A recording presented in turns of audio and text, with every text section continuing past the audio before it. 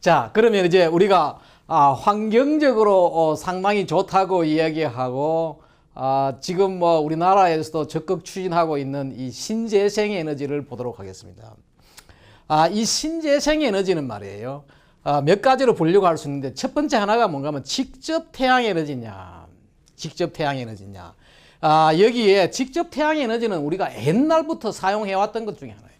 태양열 같은 이런 것들은 우리가 집을 남향으로 짓고 또 온실을 만들고 말이에요. 이렇게 하는 게 다 뭐냐 하면은 직접 태양 에너지에 바로 태양열을 이용해요. 여기다가 우리 공간을 유리를 이렇게 붙이고 또 거기에 겨울에 바로 이게 온기를 느끼게 하고 또 물을 데피고 하는 거죠. 이렇게 하는 것들 이게 옛날부터 사용하고 있었던 거예요.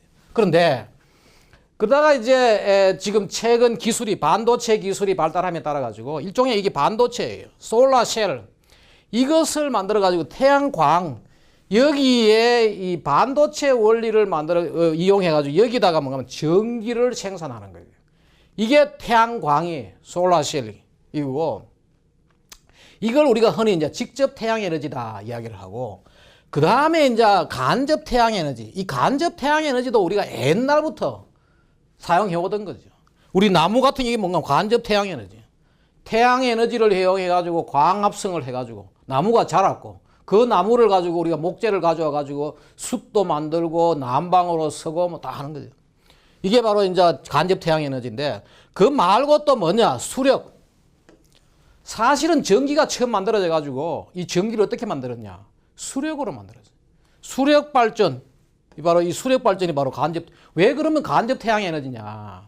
앞에서 우리가 물의 순환을 지구의 물 순환을 공부할 때 태양 에너지 때문에 지구에 이 물이 증발해 가지고 그 증발한 물이 구름이 되고 구름이 돼 가지고 비가 내리고 그 내리는 비가 위치 에너지가 높은 곳에 떨어져 가지고 그것이 흘러가는 걸 막아 가지고 발전기를 돌린 거지. 우리 한강이 흘러가는 것들 모든 강이 흘러가는 거는 원 에너지는 뭐냐? 태양 에너지.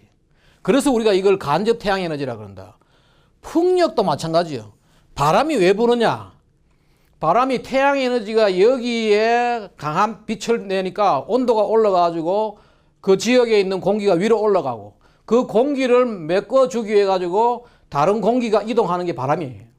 그래 그걸 이용해 가지고 이 풍력을 돌리는 거지. 바람이. 그 결국은 바람이 부는 것도 결국은 다 뭐냐? 태양에 의해 가지고. 그래서 이거 다 우리가 뭔가 하면은 풍력, 수력, 바이오 에너지 이런 것들을 다 우리가 뭐라 그러냐? 간접 태양 에너지다. 그렇게 이야기하는데 여기에 재밌는 자료가 하나 있어요. 이 태양광 같은 거 이거죠. 솔라셀은 말이에요. 태양빛이 내리쬐자마자 거기에서 전자 이동, 그 볼테이지 이동을 가지고 전기를 만들어내는 바로 수초 만에 우리가 태양 에너지를 가지고 다시 전기를 만들어내는 거예요. 그거 말고 태양열, 온실 같은 걸 이용하는 태양열은 수분이 걸린다. 그렇죠? 그리고 풍력 같은 거는 뭔가 하면 몇 시간, 바람이 불면은 그냥 몇 시간 만에 발전해가지고 이게 나온다. 수력은 뭐냐? 비가 오고 해야 되니까. 비가 오고 해야 되니까 몇 주 정도의 에너지를 만들어낸다. 그렇죠? 만들어내고. 그 다음에 뭔가 하면은 이게 바이오매스는 바로 이 나무 같은 것들. 이거는 뭐냐? 바로 뭔가 하면 수개월에서 수십 년 걸려가지고 나무가 자라고 풀이 자라고 했던 걸 가지고 만들어내는 거예요. 요걸 우리가 뭐라 그러냐 하면은 재생 가능 에너지다. 근데 여기에 지금 우리 석탄, 석유, 천연 가스도 뭔가 하면은 옛날에 고생대 석탄기에 그때 살았던 나무들이 이게 이제 지금 우리가 석탄이 돼가 서는 거죠. 그 옛날에 뭐냐? 태양 에너지. 나무가 자라고 그 당시에 살았던 동물들. 근데 많은 사람들은 저런 생각을 할 수가 있어요. 지금 자라는 나무도 땅 속에 묻히면은 나중에 석탄이 되느냐? 아니에요. 그때 자랐던 석탄이 될 수 있는 나무가 있어요. 그 나무들이 지금 현재 바로 우리가 석탄이 되는데 이거는 뭐냐? 재생 불가능 에너지죠. 다시 나올 수 없는 거죠. 요까지를 우리가 재생 가능 에너지다. 그렇게 얘기를 해요. 또 하나 우리 주목할 거는 뭐냐? 방금 봤던 우리 바이오매스, 바이오에너지는 말이에요. 이렇게 나무를 잘라가지고 우리가 곧장 이렇게 연료로 난방으로 쓸 수도 있고 나무를 떼가 쓸 수도 있고 우리가 쓰는 종이 같은 것들, 쓰레기 같은 것들 이거 대부분 다가 뭔가 하면은 전부 저거예요. 그 저 바이오매스, 우리 종이 같은 게 다 뭐 나무에서 나온 거죠. 이렇게 해가지고 쓸 수 있는 거죠. 우리 앞에서 우리 봤던 열병합 발전소 그게 많은 것들이 뭐냐? 바로 이게 바로 바이오매스들이 타가지고 말이에요. 열을 만들어내는 이렇게 쓰는 것도 바이오에너지고 또 그거 말고 또 뭐가 있느냐 하면은 이 우리 가축이라든지 사람에서 나오는 인분 축분을 가지고 그걸 발효를 해가지고 바로 여기에 메탄 가스를 만들어내는 거예요. 이것도 하나의 바이오에너지, 메탄 가스. 이렇게 메탄 가스로 쓰고 직접 나무로 쓰기도 하고 또 쓰레기를 태우기도 하고 그 다음에 이런 것들 슈가케인이나 옥수수 같은 거 가지고 발효해가지고 알코올 만들어요. 바이오 디젤, 바이오 알코올 같은 걸 만들어가지고 차를 달리고 이게 다 뭔가 하면은 바이오 에너지. 그 바이오 에너지가 여러 경로로 지금 쓸 수가 있지요. 그 바이오 에너지도 상당히 중요한 에너지 중에 하나죠. 이런 식으로 있고 이것들은 주로 이제 태양에서 나오는 거죠. 전부 다 태양에서 나오는. 그 다음에 이것 말고 우리 지열에서 나오는 거죠. 땅 속의 지열들.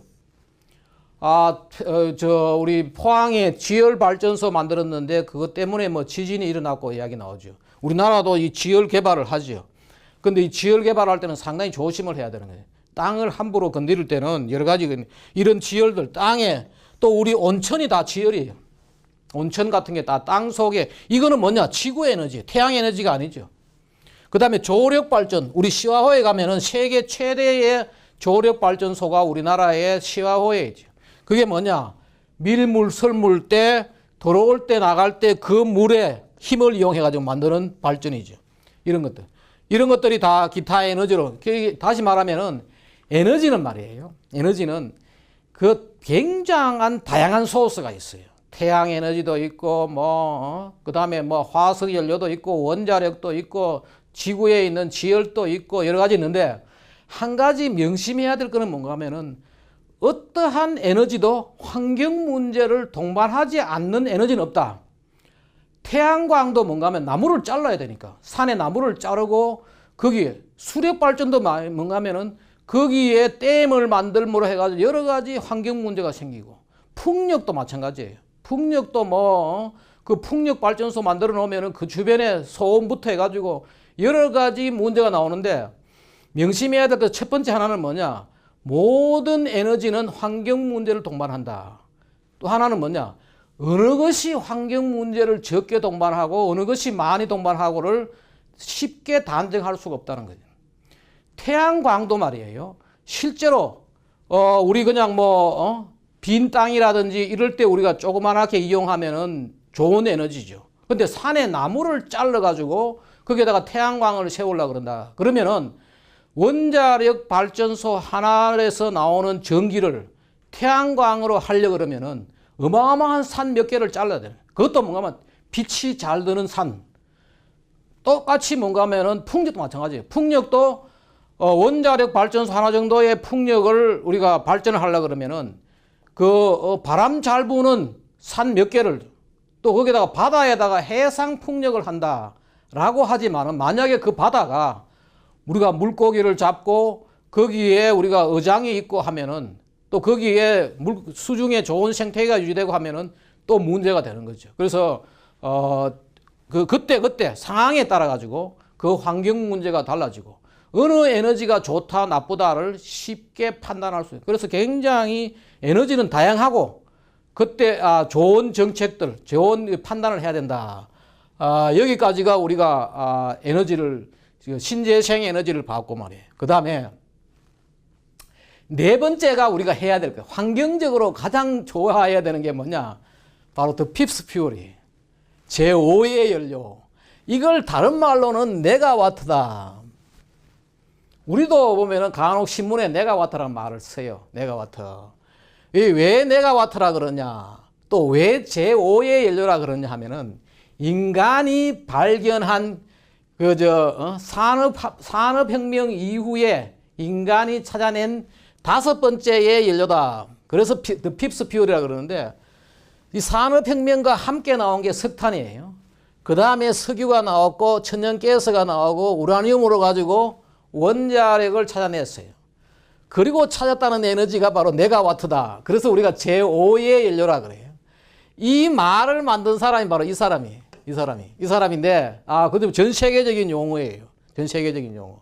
이 사람이 누군가 하면은 미국의 이 로키 마운틴 연구소, 여기가 뭐 하는가 하면은 친환경 에너지를 연구하는 에너지 연구소에 있는 에모리 로빈스라는 사람인데, 이 사람이 1989년에 캐나다 몬트리올에서 그린 에너지 컨퍼런스, 녹색 에너지 컨퍼런스에서 이 용어를 처음 사용해가지고 지금 전 세계적으로 쓰고 있어요. 이 무슨 말인가 하면 이거예요. 에너지를 효율적으로 쓰고 절약하고 또 재사용하고 해서 생기는 에너지. 여기서 우리 한 가지 봐야 되는 건 뭔가 하면은, 우리가 물하고 에너지가 말이에요. 우리가 살아가는 데는 없어서는 안 되는 거죠. 물하고 에너지가 모든 우리 산업이라든지 우리 생활이라든지 반드시 필요하고 그것이 하나의 동력이 되는데, 물하고 에너지의 차이는 뭐냐 하면은, 물은 재사용이 쉽지요. 한 번 선물을 재사용하는 거예요. 물은 재사용이 쉬운데 에너지는 재사용이 상당히 어려워요. 그게 물과 에너지의 차이. 일부는 하지만 굉장히 어렵다. 또 하나의 물과 에너지의 차이는 뭔가 하면은, 에너지는 대체제가 있어요. 화석 연료가 아니면 원자력이 있고, 원자력이 아니면 재생 가능 에너지도 있고, 태양광도 있고, 풍력도 있고, 여러 가지의 이 대체제가 있어요. 그러나 물은 대체제가 없어요. 물은 물밖에 없어요. 그 물과 에너지의 기본적인, 물과 에너지의 공통점은 뭔가 하면은, 우리가 살아가는데 아주 핵심적인 요소다. 차이는 뭔가 하면은, 물은 재사용이 쉽지만은 에너지는 재사용이 어렵다. 극히 불가능한 건 아니에요. 극히 작은 양. 왜? 대부분 다 우주로 날아가 버려. 한번 쓰고 나면 대부분 다 우주로 날아가 버려. 또 하나가 뭐냐? 물은 이게 대체제가 없지만은 에너지는 대체제가 있다. 이 대체제가 아주 많다는 거죠. 그런 차이가 있다. 그래서 이렇게 생기는 이익녀 에너지, 절약하고 효율적으로 쓰고 미량이지만은 재생할 때는 재생해서 쓰면은, 이렇게 에너지가 생기면은 그것을 새로운 에너지 수요에 공급해 주면은 이것이 하나의 발전기로 만든 에너지만큼의 역할을 한다는 거죠. 그래서 이게 뭔가 하면 연료를 절감하고 또 다른 발전소를 만들기, 설비를 억제하고 또 온실가스도 줄이고 말이에요. 그게 될 수 있으면 우리가 메가와트 이익녀 에너지를 만들어내자. 이게 바로 이제 우리 그 환경적으로 아주 중요한 그런 포인트를 이야기하고 있는데, 이 사람이 뭔가 하면 재밌는 거는 뭔가 하면, 이 사람이 원래 이 말을 만들게 된 게 재미가 있어요. 미국의 콜로라도 주에서 공공시설 보고서가 뭔가 하면은, 공공시설이라는 게 저거예요. 수돗물 공급이라든지 또 하수 처리장이라든지 이런 것들에서 시설에서 이제 얼마 에너지 썼다. 보고서가 이제 나오죠.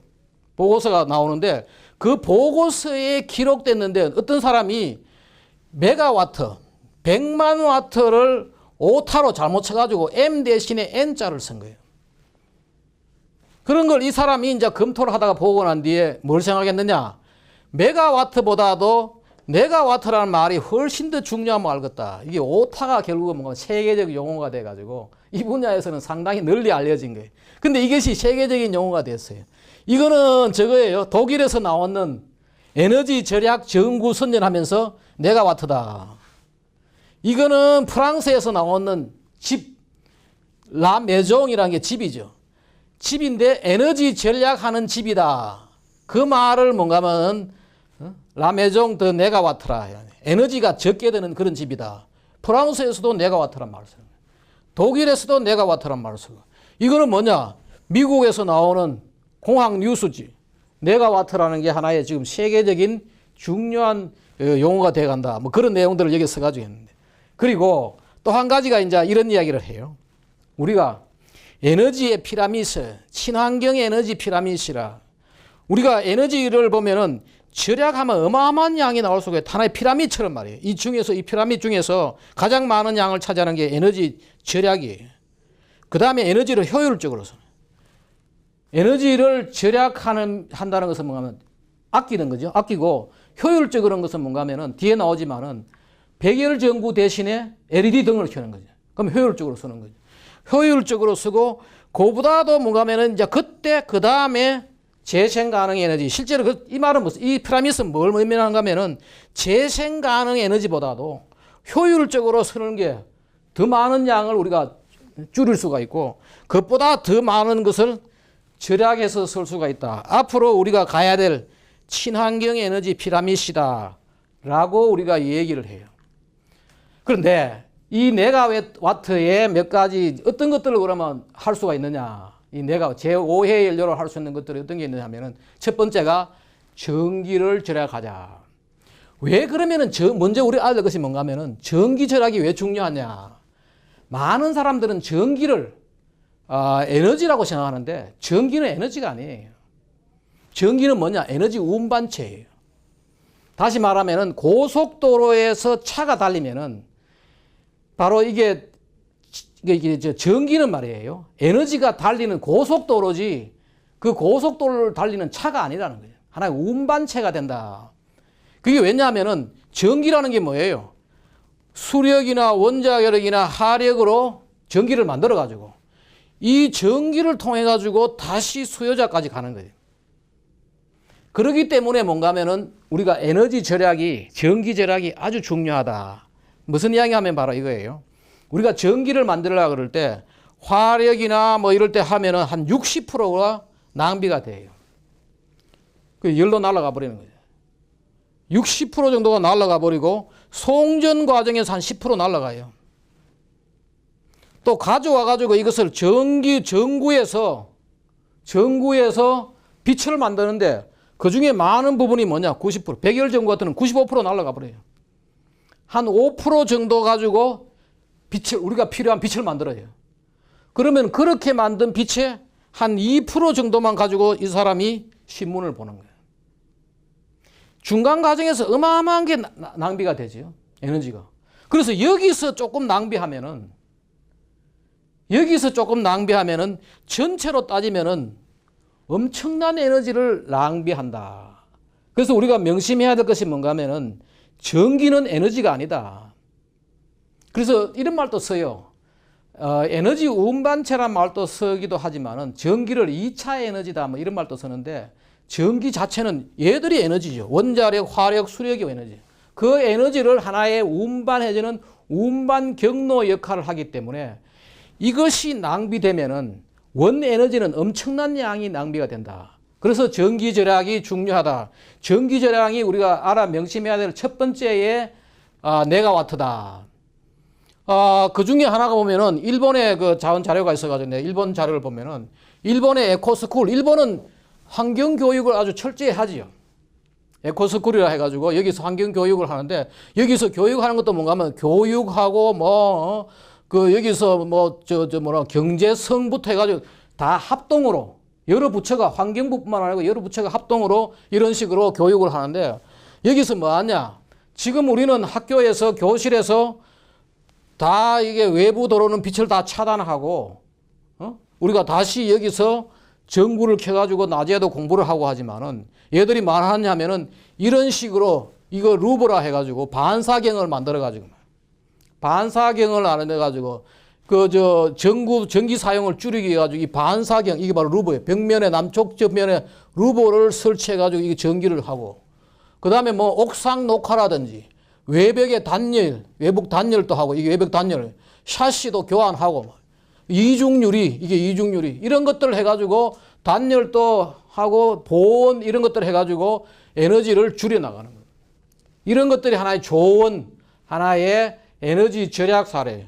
우리나라도 이런 게 나와요. 이런 것들이 위에 이 챔버를 달아가지고 빛을 자연해가지고 낮에 불 안 켜고 말이에요. 쓸 수 있도록 하는 이런 것들. 이게 좋은 하나의 에너지 절약 방법이다. 앞으로 우리나라도 이런 식으로 적극적으로 굉장히 지금 현재 에너지가 부족해져요. 왜 부족하냐면은 4차 산업혁명 시대에 모든 것들이 전기를 쓰거든요. 과거보다도 어마어마한 전기를 쓰니까 결국은 이런 식으로 절약하는 것이 발전소 하나를 안 만들어도 되는 거죠. 이런 식이 된다. 또 에너지를 효율적으로 사용하는. 그래서 효율성이 높은 조명, 조명 전구라든지 전자제품을 활용한다. 그 대표적인 예가 이런 거죠. 우리가 할로겐 램프를 쓸 때는 60W가 내는 빛하고 형광등이 20W, LED 등으로 쓰면 10W만 가지고 같은 조도를 만들어낼 수가 있는 거예요. 그 왜 그러면은 LED 등은 얘보다도 그 6분의 1의 전기를 가지고 같은 빛을 만들어내느냐? 왜 그러냐? 얘들은 뭔가 하면은 많은 것들을 열로 내보내버려요. 열로 내보내버리고 이 LED 같은 거는 열로 갈 전기를 다 빛으로 만들어내는 거예요. 그 기술 때문에 이런 식이 돼요. 그 이런 것들이 뭐냐? 에너지 효율. 대신에 뭐 또 하나 특징이 뭐냐? 이게 수명도 길어요. 할로겐은 1000시간 같으면은 형광등은 6000시간, LED는 50000시간. 근데 문제는 뭐냐? 비용이 비싸죠. 값이 비싼데, 그런데 이제 그래서 우리 학교도 이렇게 하죠. 값이 비싸기 때문에 뭐 하냐면은 계속 24시간 켜야 할 때를 이걸로 빨리 교체를 하는 거죠. 그러면은 경제성이 있는 거죠. 그래서 우리가 지금 현재 ECC 주차장 같은 이런데 계속 하루 24시간 써야 되는 거는 이 LED로 다 바꾸는 거죠. 그러면은 비싼 돈 주고 LED로 교체하더라도 빨리 전기값을 아껴가지고 회수를 하기 때문에 지금 전국적으로 그런 일들을 한다. 효율성을 항상, 이게 다 메가와트예요. 또 지금 집에서 보면은 이걸 우리 잘 봐야 되는데, 집에서 리모컨 이런 걸 쓰기 위해 가지고 항상 대기 전기가 있어요. 그 집에서 지금 나가는 전기값에 한 10%는 절약을 할 수가 있어요. 그거 뭐냐면은 대기 전기라 해가지고 우리가 리모컨 누르는 그 순간을 위해 가지고 이 많은 양의 전기가 그대로 사용되고 있는 거지. 실제로 그게 사용도 안 하면서 대기하면서 쓰고 있는 거지. 그래서 이런 것들을 바꿔가지고 각자 켜고 크게 불편한 것도 아니에요. 그리고 또 시간 타이머 같은 걸 이용해가지고 이런 식으로 대기 전력 누전 방지 이런 것들을 함으로 해가지고 상당히 많은 양을 에너지를 우리가 줄일 수가 있는, 절약을 할 수가 있는. 그리고 또 특히 또 많은 것들이 뭔가 하면은 건물의 냉난방의 에너지를 효율한다. 지금 이게 이제 우리나라에서는 이 자료가 지금 내가 찾기 어려워서 그런데 외국의 자료 보면은 학교에서 쓰는 에너지 어떻게 되느냐. 여기에 냉난방의 거의 한 반이에요. 냉난방의 반이고 한 23%가 조명, 그 뒤에 컴퓨터라든지 이런 데 이제 들어가는데 이 냉난방에 상당히 많은 에너지가 가니까 이런 것들을 효율적으로 하는. 그래서 여기 보면은 줄일 수 있는 것이 어떠냐 찾아가지고 줄이 나가는 거죠. 지붕에 단열하고 또 옥상 녹화라든지 외박 단열, 이중유리. 그래서 우리나라도 이런 거 있죠. 이 사진을 찍으면은 어디에서 열이 많이 좀 나가느냐, 창문이라든지 지붕 같은데 그럴 때 여기에다가 이 단열재를 쳐가지고 말이에요. 여름에 에어컨을 켜더라도 좀 더 시원하게 에너지를 적은 에너지로 가지고 효율적으로 쓸 수 있는 거죠. 그래서 뭔가 하면은 삶의 불편함이 없이 에너지를 줄일 수 있는 것은 줄여가지고 살아가야 한다. 그래야지 뭔가 하면은 다른 발전소를 하나 안 만들어도 된다는 거죠. 조금 전에 내가 이야기했듯이 모든 에너지는 환경 문제가 결부돼요. 그러니까 발전소를 적게 만드는 태양광이든 풍력이든 그걸 치고 말이에요. 차치하고라도 적게 하는 게 낫다.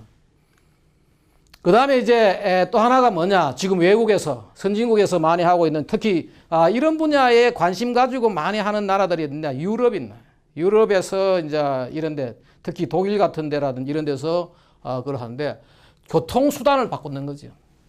될 수 있으면은 차를 사용을 줄여가지고 걷기라든 자전거를 타고 말이에요. 대중교통을 이용하고 또 이 전기차, 철도, 수로, 그 다음에 이런 식으로 이런 지금 이런 화물차 이런 것보다도 철도라든지 수로를 이용함으로 해가지고 훨씬 에너지가 적게 되는 거예요. 훨씬 속도가 늦고 하지만은 이런 것들. 지금 대중교통 이용하자, 자전거 타자, 걷자 이런 식으로 교통수단을 전환함으로 해가지고 전체적인 에너지 사용을 줄일 수가 있다. 이것이 이제 우리 일반적으로 얘기하고 있는 제5의 연료, the fifth fuel, 바로 메가와트의 사례들을 내가 얘기했어요. 아마 이 바로 제5의 연료, 이것이 그나마 가장 환경적으로 신재생 에너지도 환경적이지 않아요. 사실은 여러 가지 문제가 있고 뭐 논란이 있고 한데 이런 식으로 절약해 나가는 것이 필요하다. 에너지는 여기까지 얘기하도록 하겠습니다.